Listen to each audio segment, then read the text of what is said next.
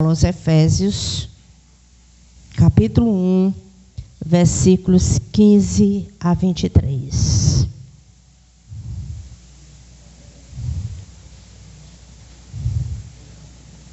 Efésios, capítulo 1,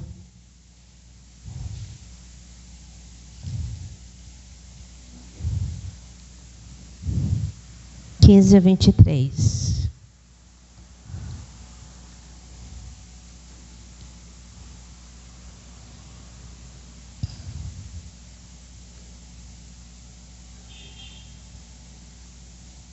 Guardando os irmãos encontrarem.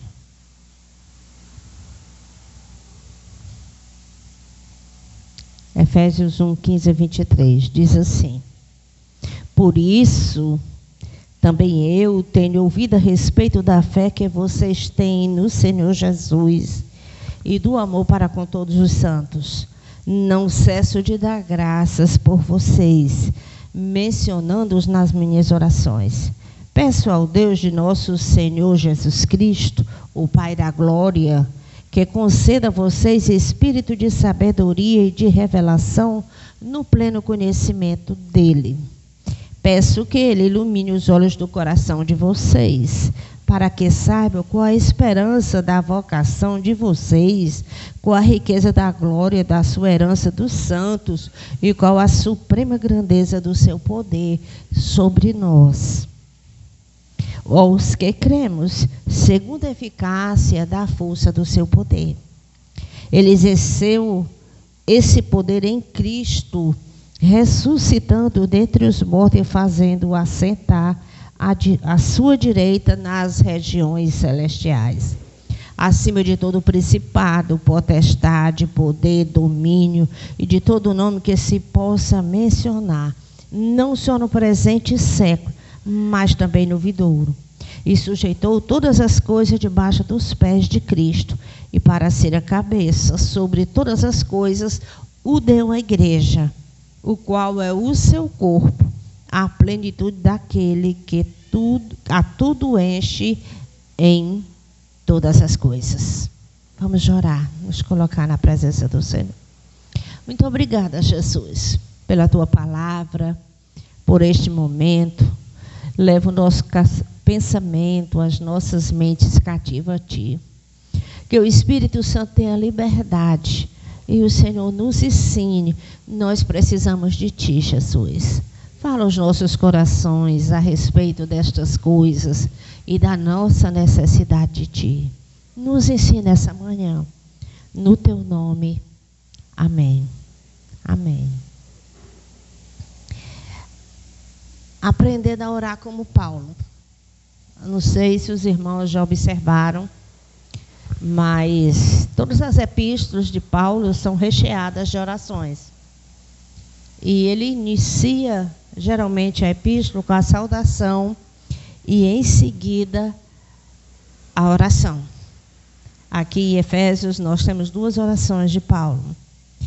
E a gente vê o esplendor, o desejo, a fome de Deus do apóstolo, não só para ele, mas também para a sua igreja. A maturidade na oração de Paulo. É tanto que quando a gente começa a ler a oração dele, a gente tem que parar e ler pausadamente para entender o que ele está dizendo, por conta da profundidade, a maturidade.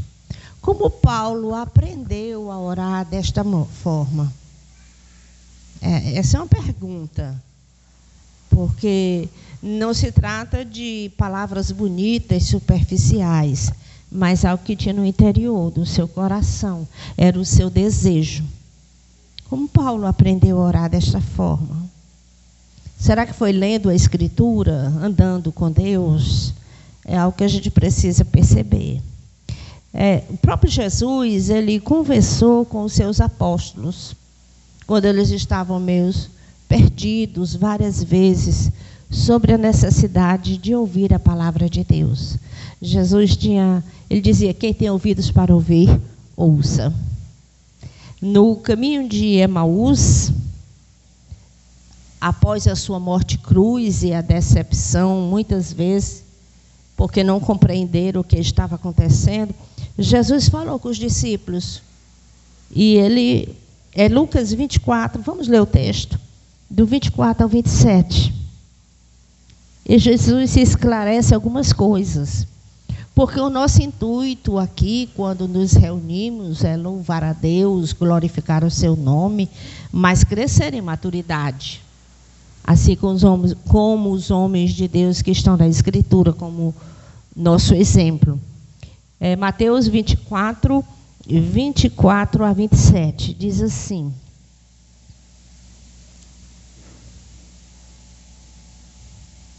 De fato, alguns dos nossos foram ao túmulo e verificaram a exatidão do que as mulheres disseram, mas não o viram. Então ele lhes disse: como vocês são insensatos e demoram para crer em tudo que os profetas disseram? Não é verdade que o Cristo tinha de padecer e entrar na sua glória? E começando por Moisés e todos os profetas, explicou-lhes o que constava a respeito dele em todas as Escrituras. Quando se aproximaram da aldeia para onde iram, ele fez menção de passar adiante. E aí os discípulos insistem para que Jesus permaneça com eles. Então o que temos aqui? Jesus dizendo para os discípulos, esses que estavam a caminho de Emaús, sobre a necessidade de compreender a Escritura. E não eram só porções esporádicas, ou então aquele negócio de abrir e fazer a sua meditação, mas era toda a Escritura para entender o propósito de Deus para as nossas vidas. Porque eles tiveram dificuldades e se decepcionaram, porque esperavam que Jesus restaurasse Israel, e ele faleceu. Ele foi morto, foi crucificado.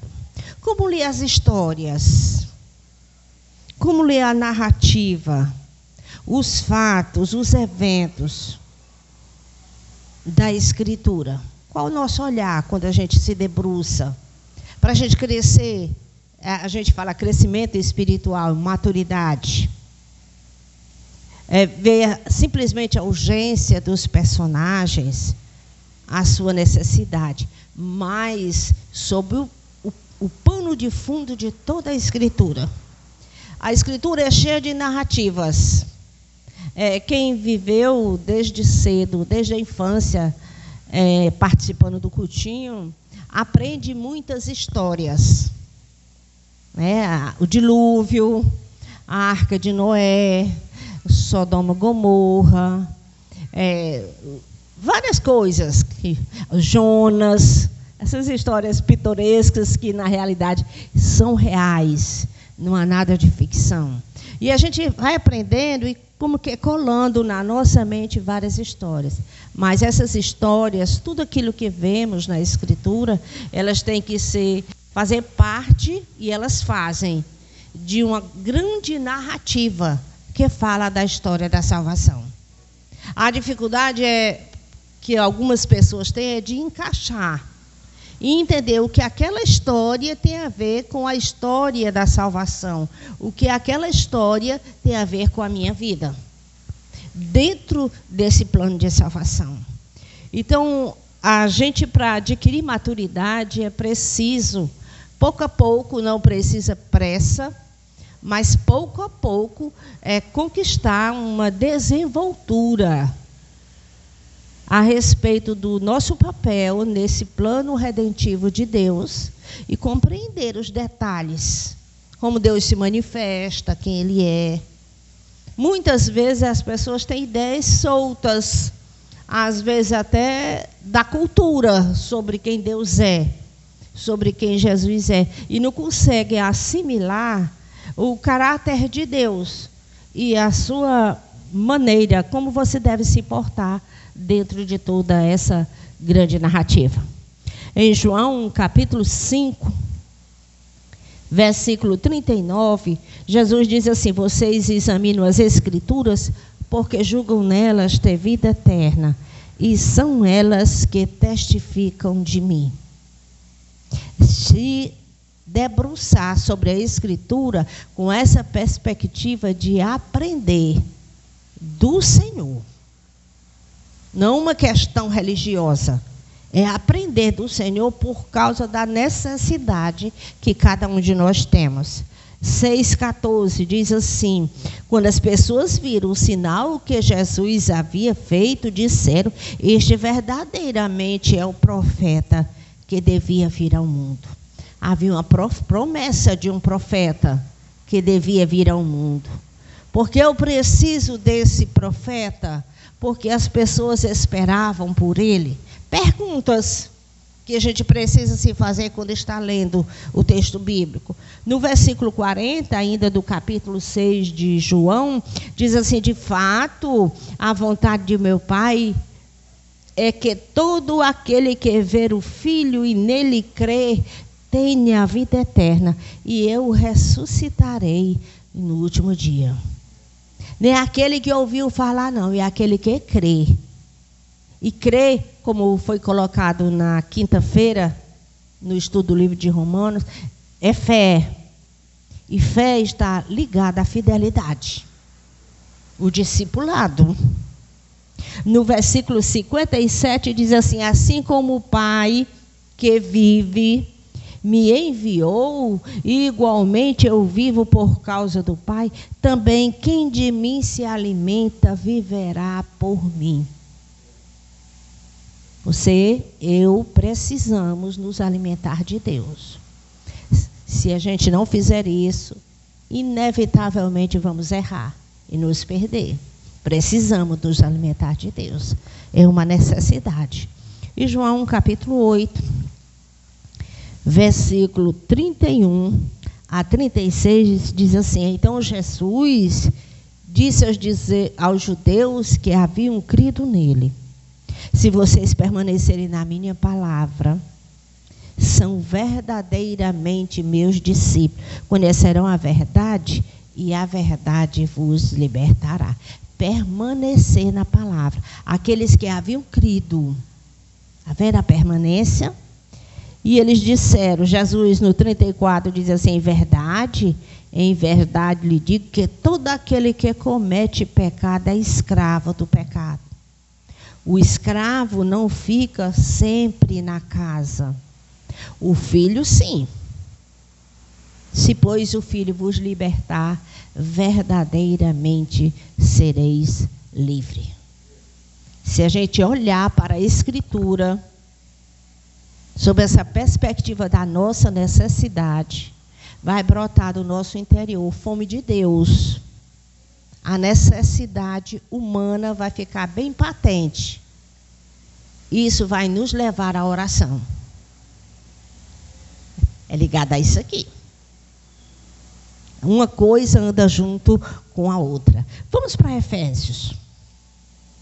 Ele diz aqui no versículo 15: por isso também eu tenho ouvido a respeito da fé que vocês têm no Senhor Jesus e do amor para com todos os santos. Fé já está ligada à fidelidade. Reconhece o senhorio de Jesus Cristo. Então é a vontade de Deus na nossa vida. Muitas vezes há uma luta sobre isso. E há o amor por todos os santos. Hoje nós temos, muitas vezes, há uma dificuldade. As pessoas estão ficando isoladas, cada vez mais isoladas. Nas mídias, nas redes sociais, todo mundo fala com todo mundo. Todo mundo é falante, mas quando chega junto, fica todo mundo calado. De preferência, cada qual com o seu celular. Isso não é certo. E não é saudável. Não é saudável. Aqui é amor com todos os santos. Diz assim: do amor para com todos os santos. E isso é tão saudável. E a gente vai ver as falhas uns dos outros, os pecados. Mas é tão saudável que ele diz: eu não cesso de dar graças a Deus. Essa compreensão vocês já aprenderam, já experimentaram. E ele diz: judeus piedosos, Quando ele fala todos, ele está falando dos judeus piedosos e dos cristãos. Os judeus tinham um hábito de oração em momentos específicos. Os primeiros cristãos herdaram isso dos judeus, esse hábito. A oração, ela é um hábito. A sede de Deus, ela brota, não por conta de uma dificuldade que a gente está passando. Isso nos impulsiona, dá aquela percepção da urgência de buscar a Deus. Você não vai conseguir sozinho. Mas isso, com a leitura bíblica de toda a Escritura, pouco a pouco, o Espírito Santo tem a oportunidade de abrir a nossa mente e nos dar maturidade espiritual. Nos ensinar, inclusive, a orar.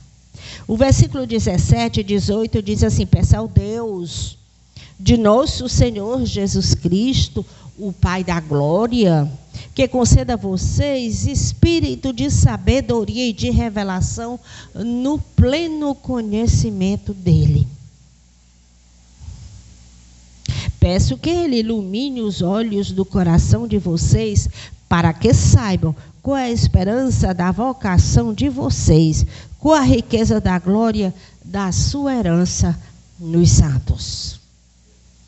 O que é que ele coloca? Eu peço a Deus que ele conceda a vocês um espírito de sabedoria e de revelação no pleno conhecimento dele. Nós não podemos, né, e não devemos saber de Deus só o que se fala no jargão popular, mas temos plenitude.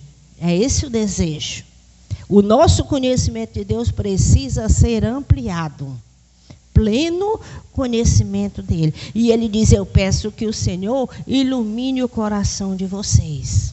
Não é o que você não consegue pelo intelecto. É por isso que tem a oração. O Senhor lhe deu inteligência. Ele me deu inteligência. Eu armazeno muitas informações na minha memória. Mas não é simplesmente isso. É espiritual.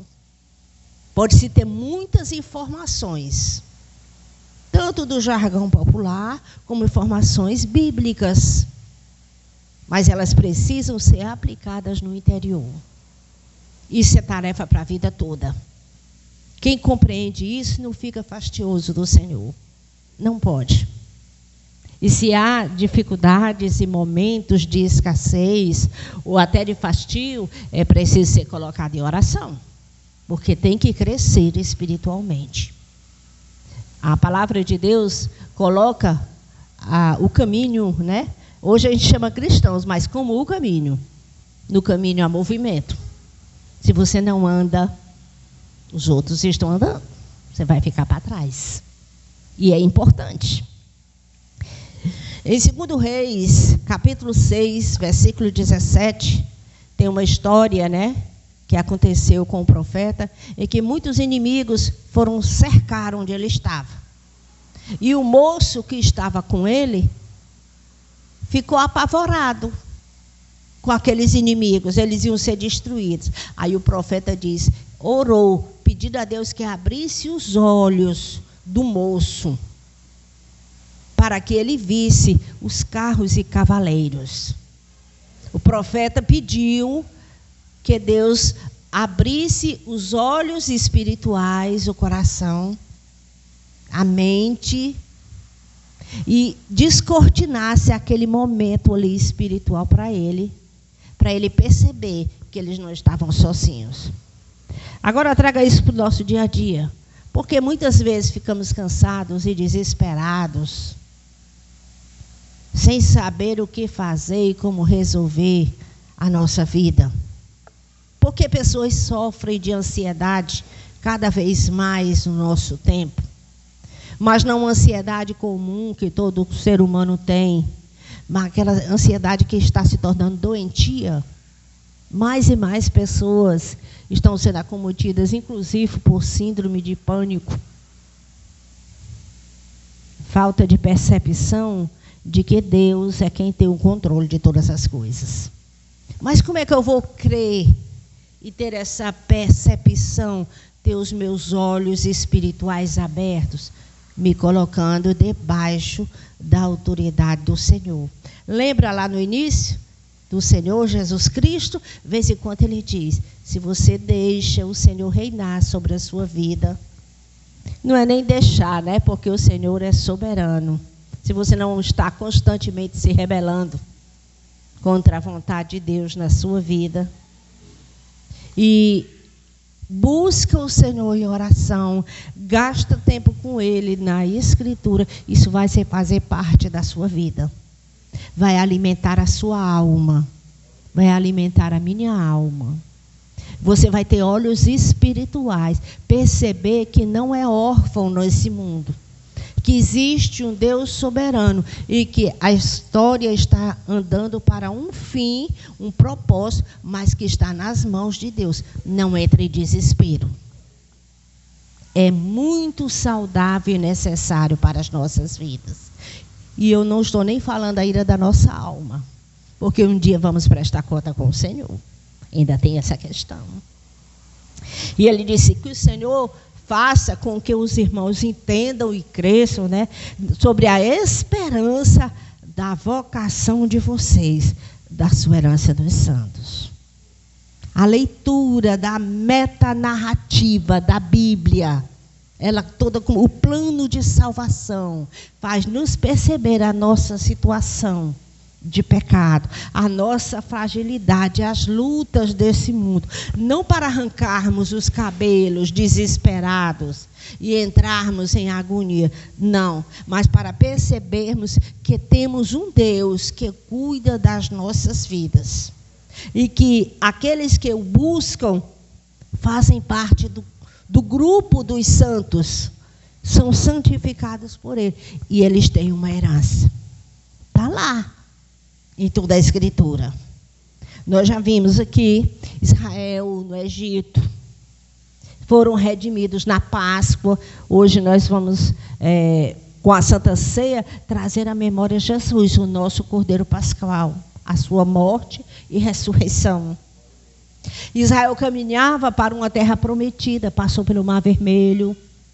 Muitas vezes nos Salmos, águas são, digamos assim, dificuldades, lutas, turbilhões, provações, mas eles passaram pelo Mar Vermelho, o Senhor deu escape e chegaram à terra prometida.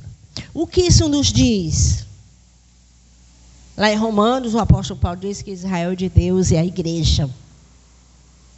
E que Israel, da metanarrativa, lá o Antigo Testamento, que vem puxando toda a história da redenção, fala de uma escravidão espiritual. Nós lemos lá no livro de João, aquele que se submete e é preso, não consegue se desvencilhar do pecado, é escravo.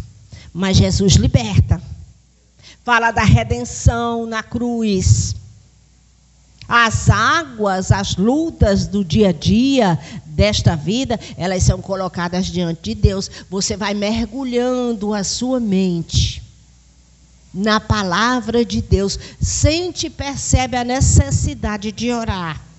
Você não consegue sozinho, mas há uma herança, não uma herança terrena simplesmente, como Israel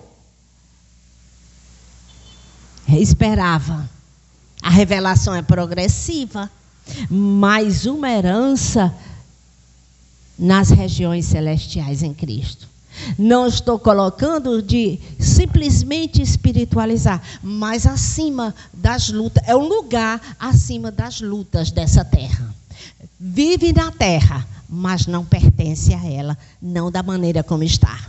O Senhor vai renovar toda a criação. Quando você olha a metanarrativa desta forma, você vai observar que no Antigo Testamento,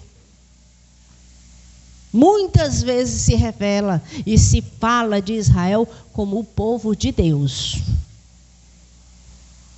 Quando você chega no Novo Testamento, está lá a igreja, os santos, o povo de Deus. Aqueles de quem Jesus é Senhor, servos, não mais escravos do Egito. Está vendo as conexões e o crescimento da revelação? Mas agora libertos, não mais escravos do pecado, mas agora libertos, vivendo acima de todas as coisas, com uma visão do mundo vindouro.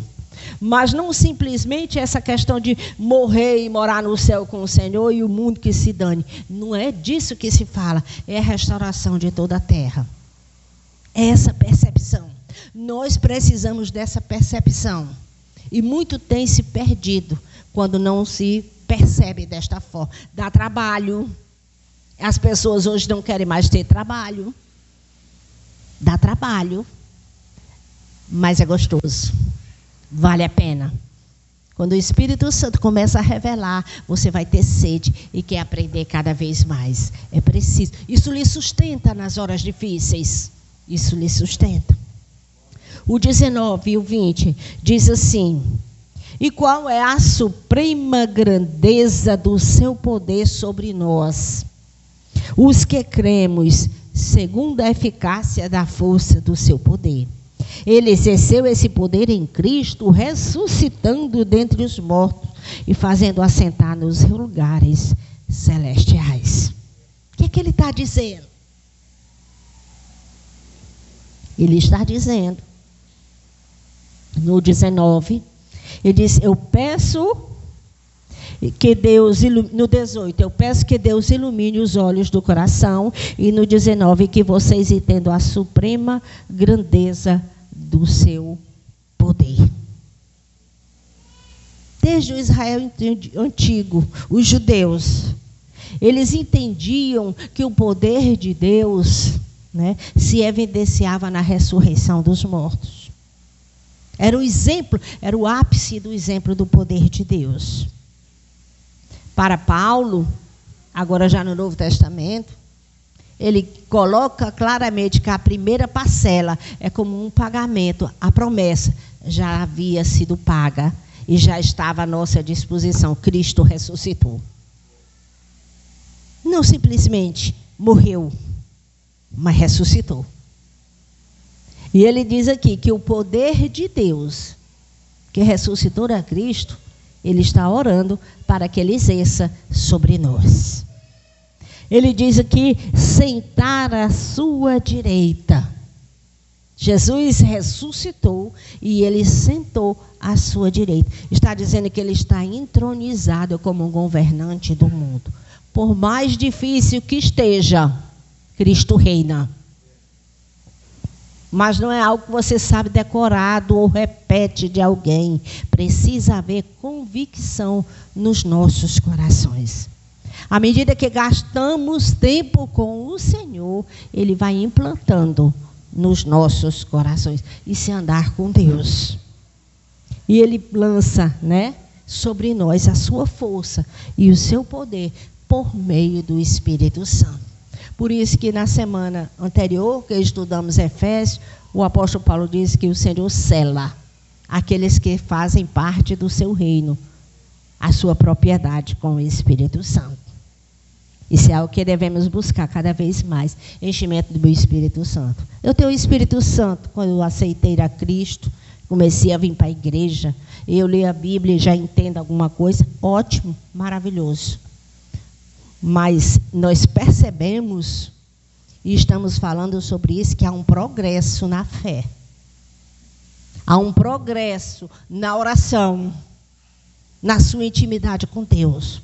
Há um progresso na compreensão da Escritura. Precisamos estar engajados nisso.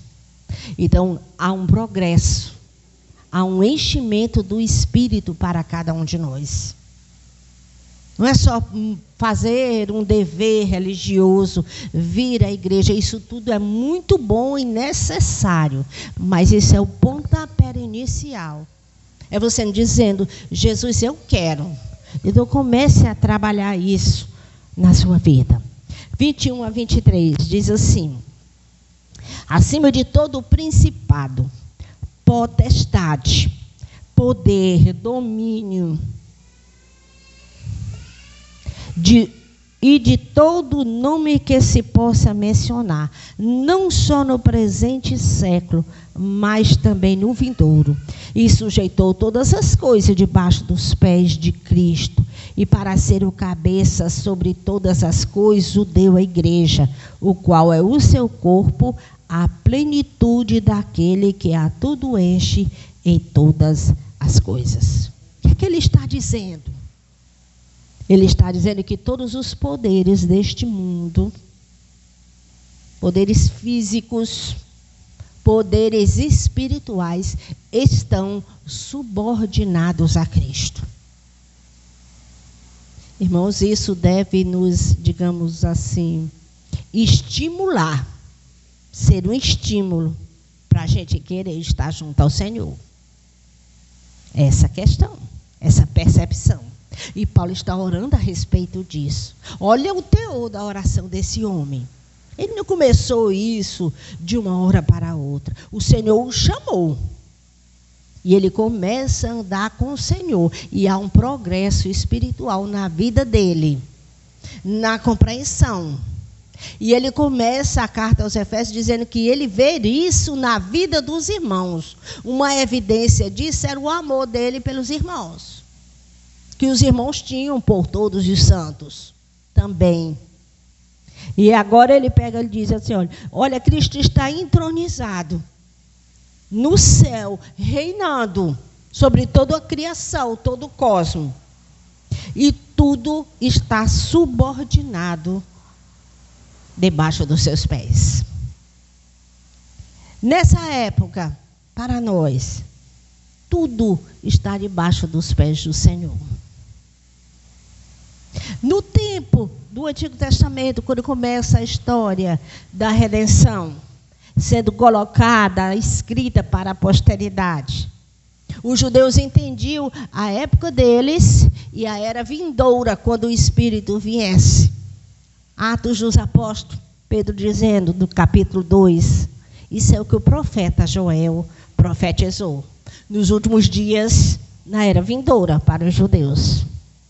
E tudo isso expressa o quê? O que é que isso representa para nós? O triunfo confiante de Cristo sobre os seus inimigos. Se você estar em Cristo, os seus inimigos são inimigos de Cristo. Está vendo o segredo? É por isso que muitas vezes a Bíblia diz que você não precisa lutar. A gente é que é teimoso. E muitas vezes quer resolver pelo próprio braço. Mas a Bíblia ensina, você não precisa lutar.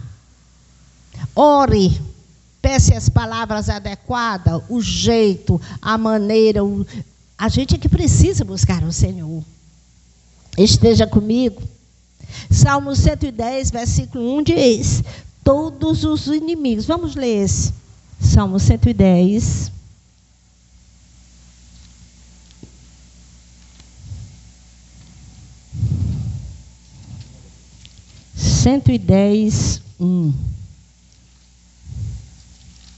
Diz assim: disse o Senhor ao meu Senhor: sente-se à minha direita, até que eu ponha os seus inimigos por estrado dos seus pés.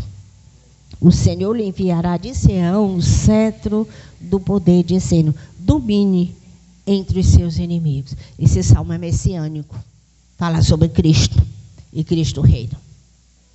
Esta mesma passagem é citada de uma outra forma, mas é a mesma passagem. Salmo 8, capítulo 6. Paulo fala sobre isso no Novo Testamento, 1 Coríntios, capítulo 15, versículo 27. Quando nós lemos a Escritura, quando nós buscamos o Senhor em oração, essas verdades bíblicas, elas começam a fazer parte do nosso ser. Quer durmamos, quer estejamos acordados, a gente respira. Pronto. Cristo deve, para o nosso bem, ser como a nossa respiração. A dificuldade é se entender isso e perceber essa proeminência, essa primazia na vida. Muitas vezes se quer resolver as coisas e buscar Cristo numa hora do escape, mas não funciona dessa forma. Na época de Paulo, E em alguns círculos havia a perspectiva crescente de que o mundo era governado pelo destino. Já tinha isso nos dias de Paulo. Era o destino, os astros que governavam o mundo. Mas o texto bíblico está dizendo que o Senhor domina sobre todo principado, sobre toda potestade, sobre todos os reinos deste mundo. Mas nos dias de Paulo já tinha isso. Não, o mundo é governado pelo destino. Em geral, eram os governantes, como o destino era dominado por seres angelicais. As pessoas imaginavam isso, demônios. Posteriormente, algumas religiões de mistério afirmavam que libertavam aquelas pessoas que se achegavam a eles, os iniciantes, dessas forças do destino. Não tem sentido. Aquele que serve a Cristo é consultar o horóscopo para saber do seu futuro, para resolver a sua vida, com quem vai casar, o que vai fazer. Não. Quem governa é o Senhor Jesus. Havia essa ideia, nós já até falamos sobre isso num outro momento aqui, sobre o anjo das nações. Hoje se tem intercessores territoriais em tal lugar, né? Fulano é quem domina, é quem dá o escape naquela área da sua vida ou naquele lugar específico. Tudo isso é ilusão. Cristo é tudo em todos. Domina sobre tudo e sobre todos. A compreensão disso é libertadora. Essa compreensão. Os judeus, em geral, eles reconheciam que os poderes demoníacos ou angelicais atuavam por trás das estruturas políticas do mundo. Hoje nós vemos muitos cristãos envolvidos até em brigas, disputas por causa de política. O Senhor está acima de tudo isso. O Senhor está acima de tudo isso. Debaixo do céu as coisas são assim. E ele está dizendo, nas regiões celestiais em Cristo, o Senhor estará assentado e ele reina sobre esse mundo. Os judeus entendiam, a partir do 3º século, que Abraão, né, a partir de Abraão, Cristo, né, Deus, Cristo ainda não tinha vindo, tinha o domínio, era o Senhor da vida de Abraão e da sua posteridade. Os cristãos hoje, como herdeiros de Abraão, o pai da fé, nós somos herdeiros da promessa, aqueles que creem como Abraão creu. E Cristo é que está acima de todo o principado e de toda potestade. Se há essa proeminência e esse poder tão glorioso, tão amoroso à nossa disposição, por que não buscar o Senhor adequadamente? Não tem sentido. Não tem sentido.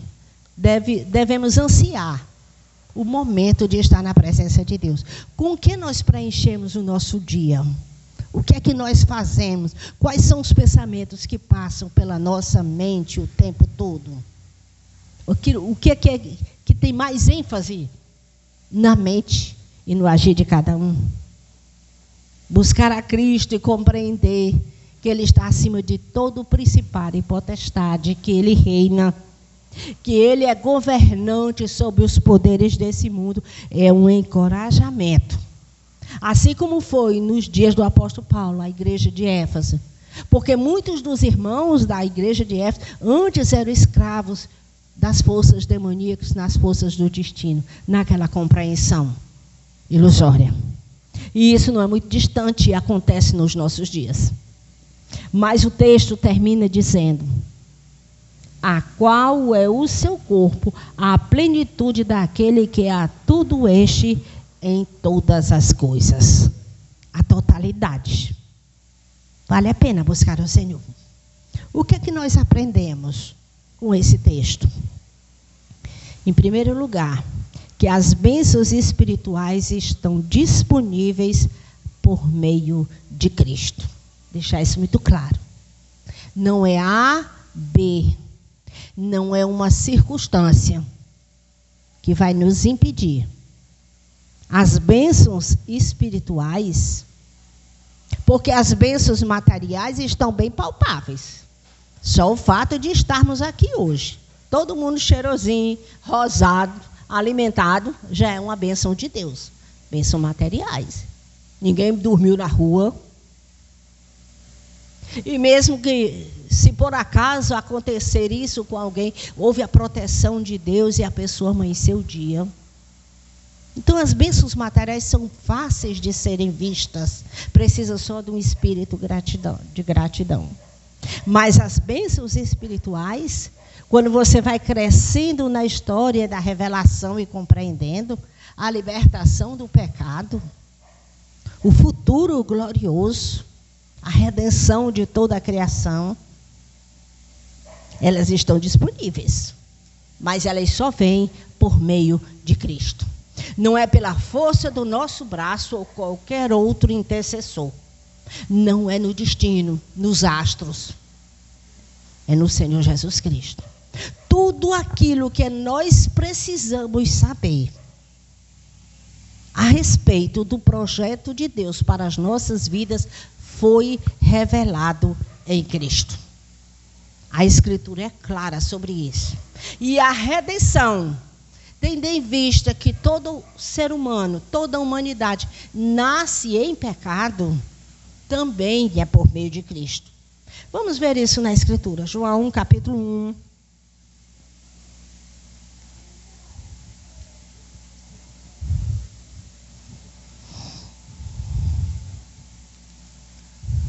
Versículos 11 e 12.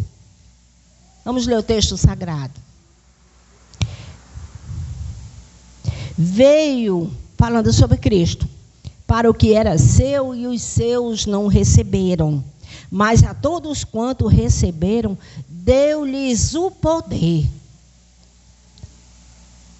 de serem feitos filhos de Deus, a saber, os que eu creio no seu nome. Filhos de Deus são aqueles que receberam poder para seguir o Senhor. Se você de alguma forma foi chamado, né, o nosso grupo aqui é pequeno, mas se alguém quer nos ouvir depois, perceba. É Cristo quem chama. Receba essa mensagem no seu coração. Em Atos capítulo 9, o próprio apóstolo Paulo, quando estava incrédulo ainda, buscando perseguir a igreja, 9:2, diz assim: e lhe pediu cartas para as sinagogas de Damasco, a fim de que, caso achasse alguns que eram do caminho, tanto homens como mulheres, os levasse presos para Jerusalém. Essa percepção. E olha como é que é chamado o evangelho: caminho. Não entre por nenhuma vereda. Não ache que você faz o seu próprio caminho. O caminho é Jesus. É o evangelho. 19:9, Atos ainda. Diz assim: mas como alguns deles se mostravam teimosos e descrentes, falando mal do caminho, diante da multidão, Paulo se afastou deles e, levando consigo os discípulos, passou a falar diretamente na escola de Tirano. O apóstolo estava evangelizando e alguns começaram a se opor ao caminho. Está vendo? É um caminho. Não pense que andando por outros caminhos você terá a Jesus. É o caminho. João 14:6, Jesus disse: eu sou o caminho, a verdade e a vida. Não é uma vereda qualquer. E não são todos os caminhos desse mundo. É Jesus. Eu sou o caminho, a verdade e a vida. Ele próprio afirma. Atos capítulo 11, versículo 26. Pela primeira vez na igreja de Antioquia, os de fora começaram a chamar os irmãos do caminho de cristãos. tudo que precisa ser revelado a respeito da salvação, já que temos que crescer no pleno conhecimento de Deus, é revelado em Jesus. E a redenção através de Jesus. Hebreus, capítulo 1, versículo 3. O Filho é o resplendor da glória de Deus e a expressão exata do seu ser, sustentando todas as coisas pela sua palavra poderosa. É Cristo. Não há outra forma. Capítulo 10, versículos 19 a 22. Diz assim: portanto, meus irmãos, tendo ousadia para entrar no santuário pelo sangue de Jesus, pelo novo e vivo caminho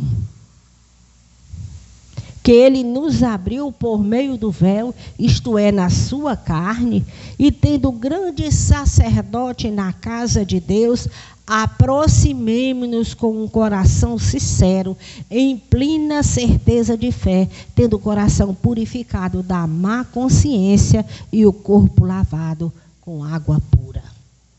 Todo ser humano precisa disso. Não podemos ficar acomodados. Vivemos num tempo em que as pessoas são acomodadas. Querem tudo assim de repente. Movimente-se e busque o Senhor. E aquele que faz isso, começa a se movimentar também em prol do próximo. Porque percebe que o outro está morrendo. Então, as bênçãos espirituais, isso que Cristo conquistou para nós, está em Cristo e mais nenhum lugar. Não adianta idealizar, ter uma ilusão. É em Cristo. Uma outra coisa, você deve perguntar-se: é sólido o que está sendo colocado? Será que só há solução para a minha vida em Cristo?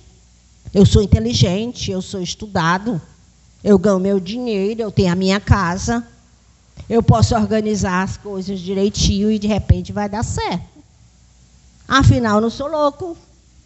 As pessoas pensam assim. Muitos direitos e poucos deveres. Mas não é bem assim. Foi o próprio Jesus que disse que a nossa vida precisa estar firmada no fundamento sólido.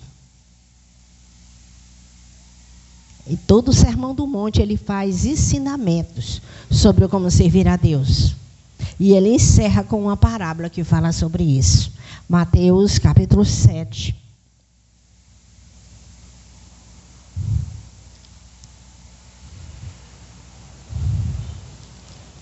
Versículos 24 a 27. Jesus coloca o seguinte: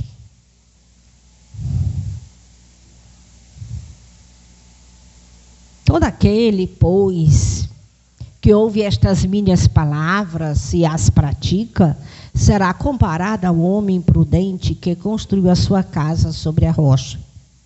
Caiu a chuva, transbordaram os rios, sopraram os ventos e bateram com força contra aquela casa. E ela não desabou porque havia sido construída sobre a rocha. Lembra que nós falamos sobre a figura da chuva, das águas, das tempestades, do mar, o livramento de Deus? É preciso estar fundamentado, na rocha. Aí ele diz no 26, e todo aquele que ouve estas minhas palavras e não as pratica, não é só ouvir, tem que estar engajado, tem que transpirar o evangelho. E todo aquele que ouve estas minhas palavras e não as pratica, será comparado a um homem insensato que construiu a sua casa sobre a areia. Caiu a chuva, transbordaram o rio, sopraram os ventos e bateram com força contra aquela casa, e ela desabou, sendo grande a sua ruína. Não há outro caminho. É um novo e vivo caminho. Por fim, percebemos claramente. E é por isso que o apóstolo Paulo ora a respeito dessas coisas. E isso deve ser motivos de oração também para cada um de nós. Em Cristo nós temos nova identidade. Não adianta achar que você tem a Cristo e não mudou de identidade. Lembra em Antioquia? Os irmãos não saíram dizendo que eram cristãos. Eles começaram a ler a palavra e a orar. E a buscar a Deus.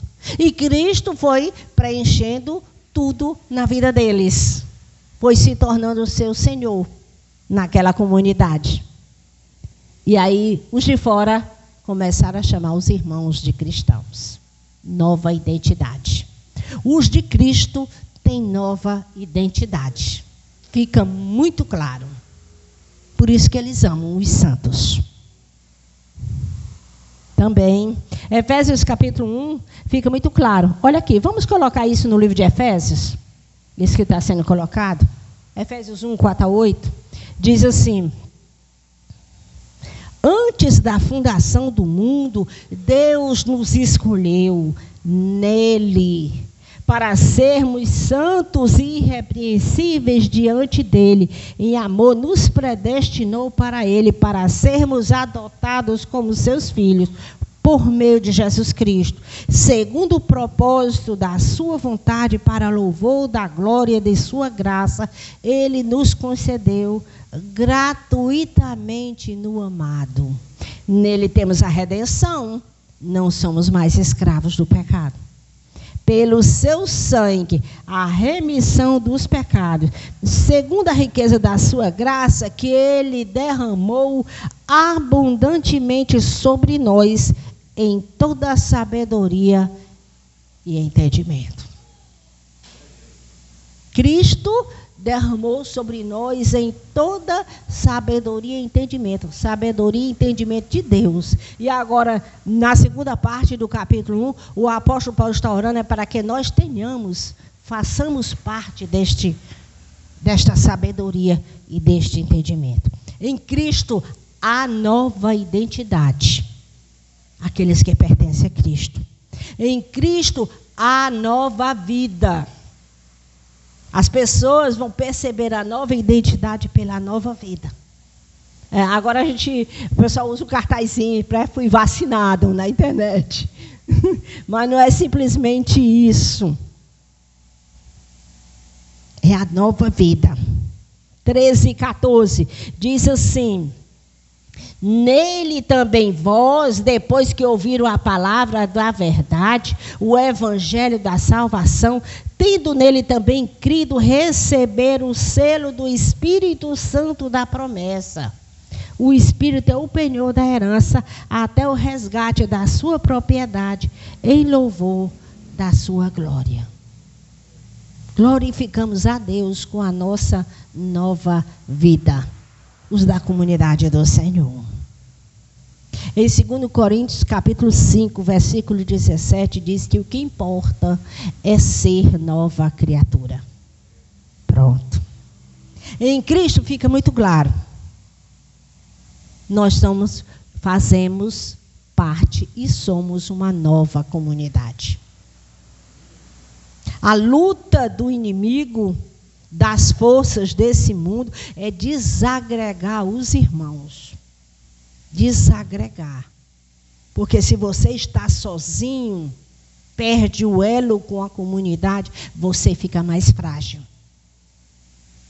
Vai morrendo. Se eu cortar a minha mão, pouquinho tempo depois ela já é uma mão morta. Não serve mais para nada. Eu preciso dela, ligada ao meu corpo.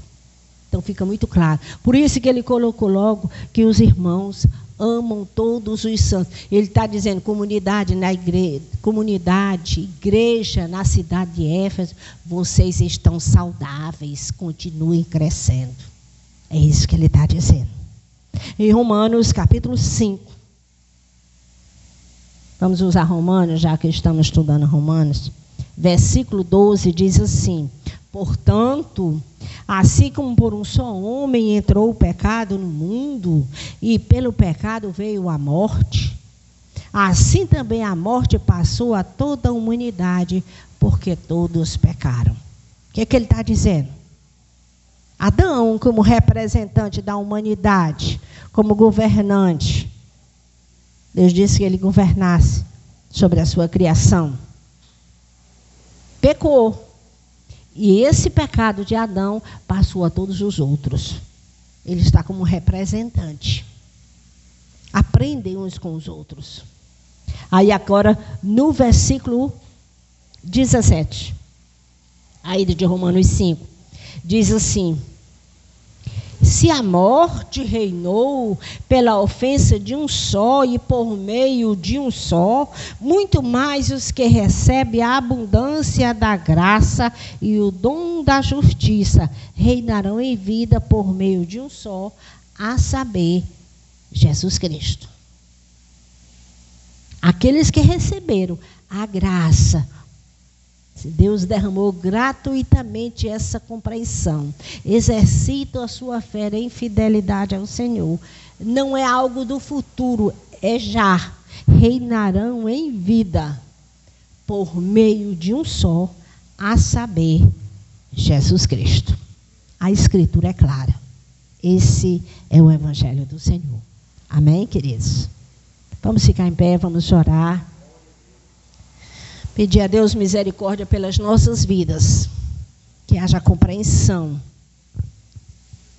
que o Evangelho seja interiorizado, que as nossas vidas sejam pautadas, na rocha, sobre um fundamento sólido, e essas verdades penetrem o nosso interior. Aleluia. Senhor, muito obrigada. Muito obrigada pela tua palavra, como ela é clara, transparente. Nós é que muitas vezes teimamos. Jesus tem misericórdia de nós. Nos faz pessoas mais agradáveis. Nos faz nos agradar em ti, na tua palavra. Sermos gratos a ti. Que venhamos a aprender a orar como o apóstolo Paulo aprendeu. Que venhamos a crescer em maturidade, em caminhada com o Senhor, segundo o teu Evangelho. Nos ajuda, Pai, a estar na tua presença. Nos ajuda a sermos gratos por tudo aquilo que o Senhor já tem feito nas nossas vidas. Nos dá prazer para que possamos caminhar contigo sempre mais e mais. E que não haja entre nós nada de rebelião, mas que a gente possa humildemente seguir o Senhor. Nos ajuda, Pai, a vencer as nossas próprias dificuldades, no poder do teu Espírito. Enche-nos do teu Espírito Santo. Dá-nos a compreensão dessas coisas. Nos ajuda a perceber o quanto somos privilegiados e amarmos as pessoas de tal forma que venhamos a desejar que elas também te conheçam. Fala conosco. Implanta nos nossos corações, no nosso interior. Cumpre em nós a oração do teu Filho e nos ajuda e nos ensina a orar assim também. Aleluia. Muito obrigada, Jesus, por tudo. No teu nome. Amém.